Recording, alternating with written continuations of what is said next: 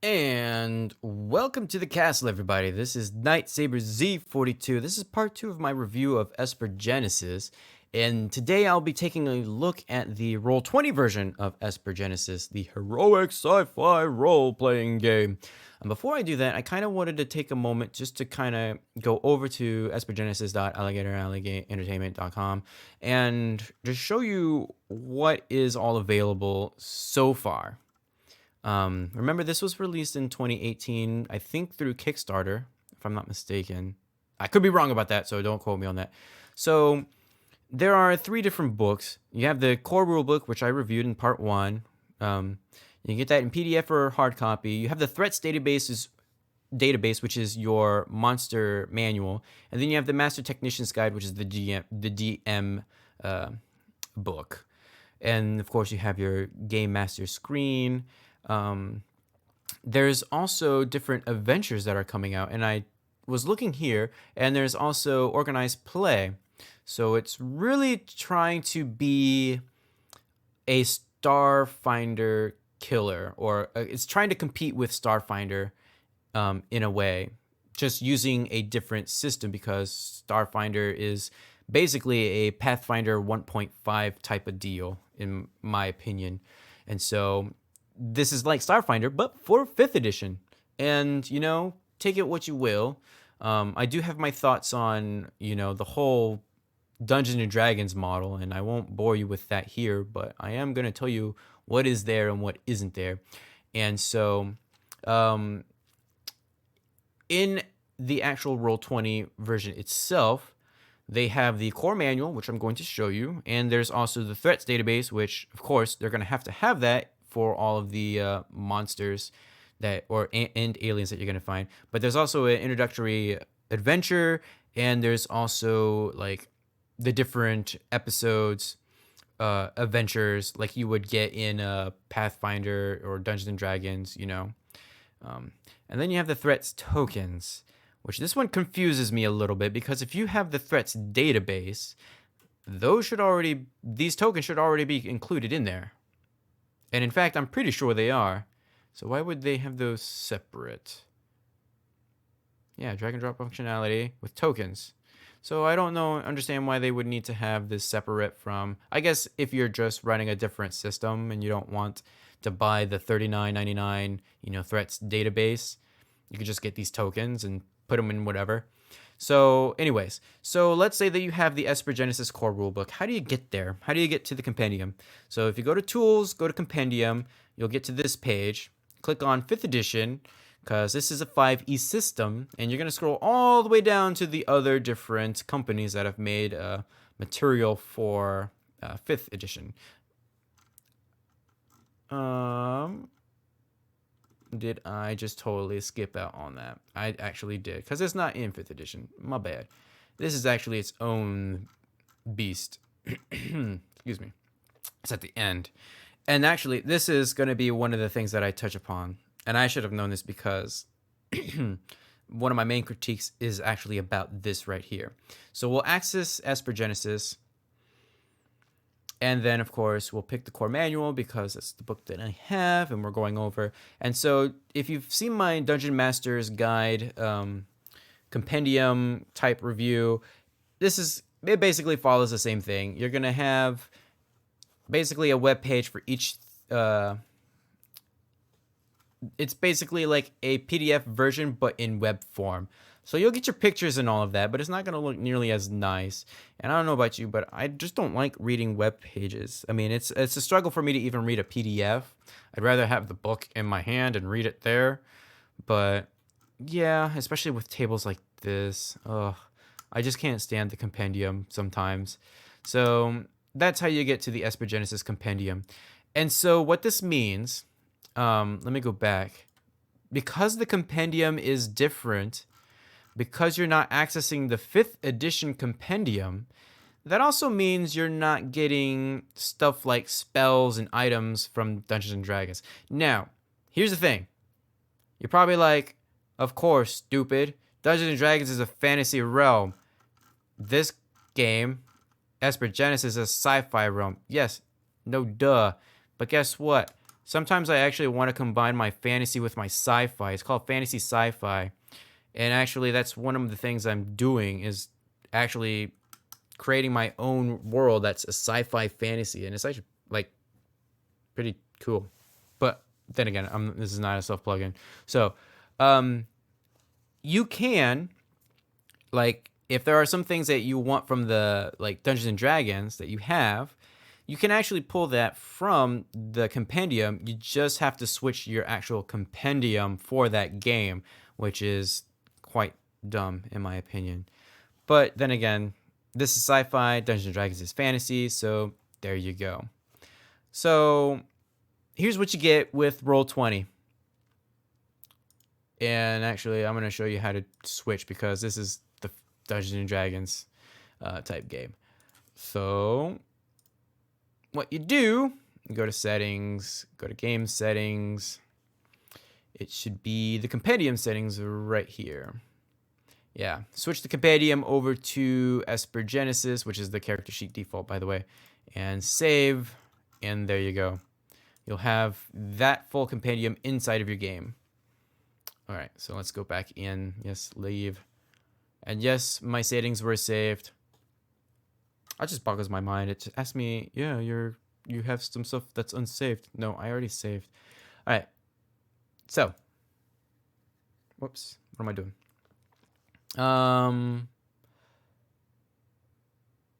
Oh boy, that's unfortunate. All right, let's try it again.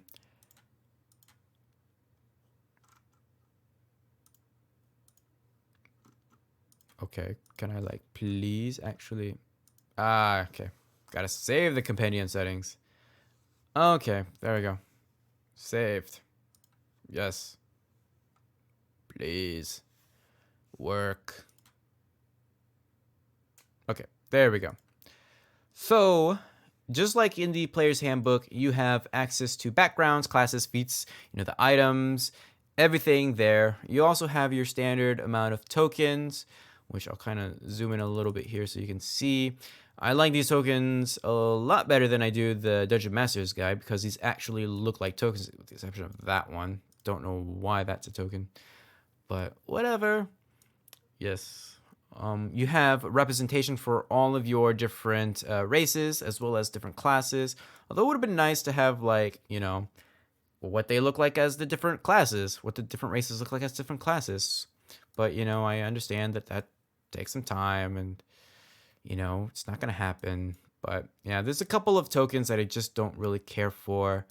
And as a token, even artwork like this, which I heavily critiqued in the part 1, doesn't look so bad, especially since I'm always zoomed out. But in addition, I do believe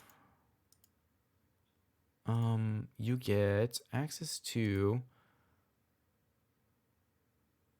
No, okay, that's unfortunate. I thought there was an actual art pack. Oh, wait. Yeah. Here we go. You get the core manual art pack, which is just where you get your tokens. But of course, if you want to show them like a certain character, you have their portraits as well. And these are all portraits that you get from the core manual, just without the text surrounding it, which is really cool.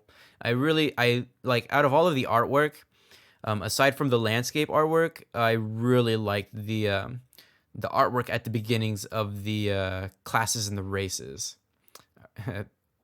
Those really stood out to me. Like my boy, the Marakai, which can't do in grid form, but yeah, just like it so much. So you get all of the tokens. You don't get monster. Well, actually, you do get monsters. And they do have tokens for said monsters, which I'm very thankful for. So what few monsters or creatures there were in that book, you do get them here. So if all you have is the core rulebook, you can still create your own adventures.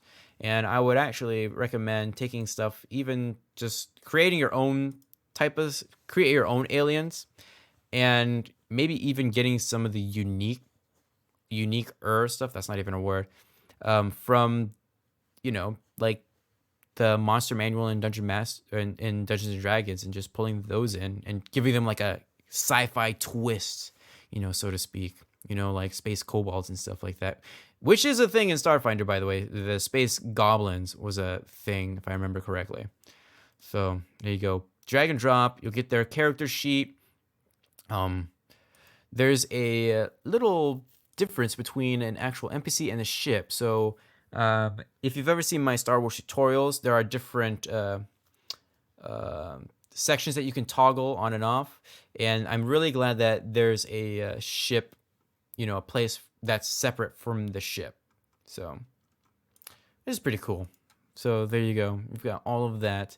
I wonder, I haven't really taken a great look at this, but do they have ships? Do they have the standard ships? They do. So look at that.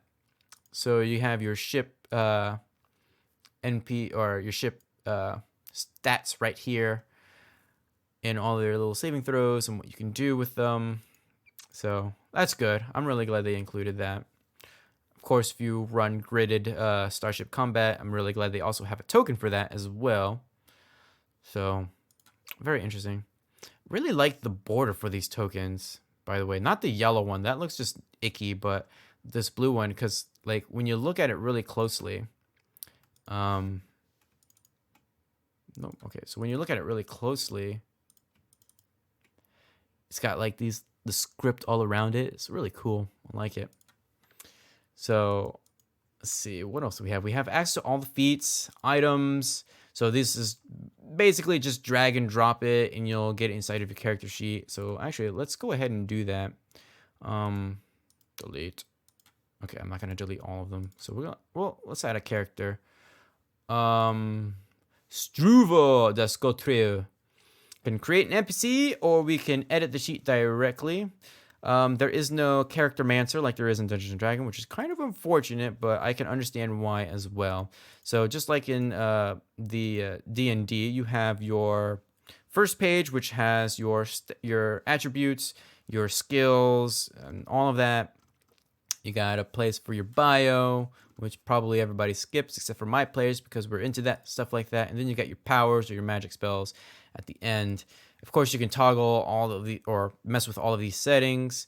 And then in case you own your starship, you also have the stats for your starship. Or if you give like your players a starship that they share together, you can include this in there as well, which I'm actually wondering, can I, let's say that we have a starfighter. Can I? Yes. Cool. Didn't seem to work now, did it? No, it did not. Okay, so that we just kind of screwed that guy up. Delete.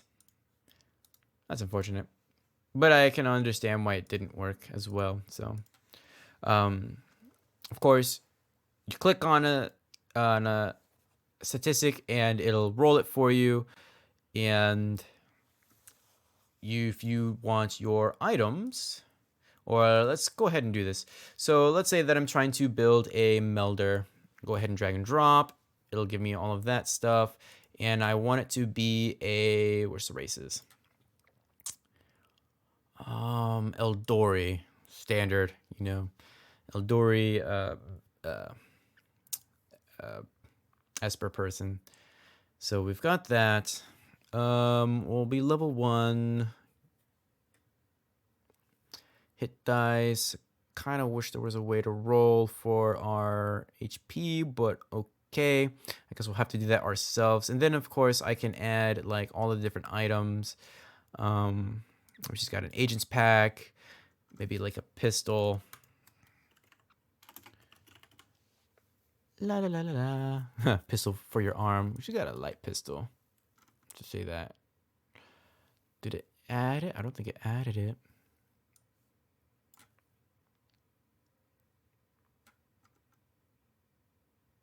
Oh, there we go.